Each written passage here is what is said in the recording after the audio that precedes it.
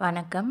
இன்னைக்கு நாங்க டிஎன் பாளையத்தில இருக்க கான்டாக்ட் ஃபார்மரை பார்க்க போனோம். அவரோட பேர் கருப்பசாமி. அவர் ஆத்மா ஸ்கீம் தலைவரா இருக்காரு. இவரோட 15 வயசுலேருந்து இவர் விவசாயம் பண்ணிகிட்ருக்காரு. கிட்டத்தட்ட 60 வருஷமாக இவர் விவசாயம் பண்ணிகிட்ருக்காரு. கோபி மார்க்கெட்டிங் கமிட்டி கோவை சீட்ஸில் இவர் ஒரு மெம்பராக இருக்கார். கோவை சீட்ஸை 1972 துடியலூர்லேருந்து கோபிக்கு மாற்றிருக்காங்க. அதில் இவரோட பங்களிப்பு இருக்குது. அடுத்து நம்ம பார்க்க போகிறது பயிர் விவரங்கள் பற்றி. இவர் 8 ஏக்கருக்கு வாழை போட்டிருக்காரு. என்னென்ன வாழை போட்டிருக்காரு அப்படின்னா நேந்திரனும் செவ்வாழையும் போட்டிருக்காரு. செவ்வாழை 20 கிலோ கீழே மகசூல் கிடச்சிச்சின்னா நஷ்டம் ஏற்படும். போன சீசனில் 1 கிலோ 65 ரூபாய்க்கு விற்பனை ஆயிருக்கு. அடுத்ததாக ஊட்டச்சத்து மேலாண்மை. 15 நாட்களிலே டிஏபி ஒரு ஏக்கருக்கு 10 கேஜி தண்ணியில் மிக்ஸ் பண்ணி கொடுத்துருவாங்க. அடுத்த 15 நாட்களில் 20 கேஜி டிஏபி தண்ணியில் மிக்ஸ் பண்ணி கொடுத்துருவாங்க. ஆக மொத்தம் 3 மாதத்தில் ஒரு மூட்டை டிஏபி கரைச்சி ஊற்றிடுவாங்க. அடுத்து 15லேருந்து 20 நாளில் சியூடோமோனஸ் 2 லிட்டர் பர் ஏக்கர் கொடுத்துருவாங்க. அடுத்து 30வது நாளில் சணப்பு பயிரிடுவாங்க. 45வது நாள் கழித்து மினி டிராக்டர் யூஸ் பண்ணி அப்படியே உழுதுருவாங்க.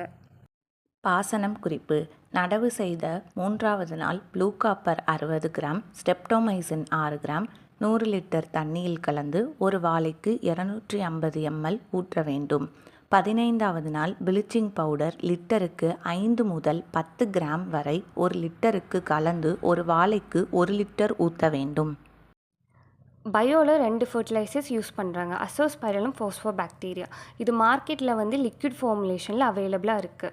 200 லிட்டர் ட்ரம்மில் 25 லிட்டர் வாட்டரோட 3 லிட்டர் இதை மிக்ஸ் பண்ணி அப்ளை பண்ணிக்கிறதா ஃபார்மர் சொன்னாங்க. இதோட நெமட்டோட் கண்ட்ரோல் பண்ணுறதுக்காக பெசிலோமைசின் தான் ஃபார்மர் யூஸ் பண்ணிகிட்டு இருக்காரு.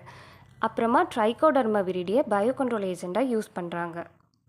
டிஷ்யூ கல்ச்சரில் G9 யூஸ் பண்ணுறாங்க.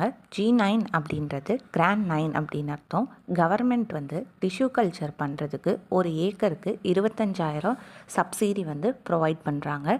டிஷ்யூ கல்ச்சர் நடவுக்கு 6 லீவ் ஸ்டேஜ் இருக்கக்கூடிய சீட்லிங் தான் யூஸ் பண்ணணும் அப்படின்னு சொல்லியிருக்காங்க.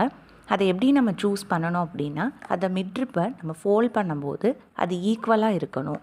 அப்படி இருந்துச்சு அப்படின்னா அது நல்ல ஈல்டை கொடுக்கும் அப்படின்னு சொல்லியிருக்காங்க.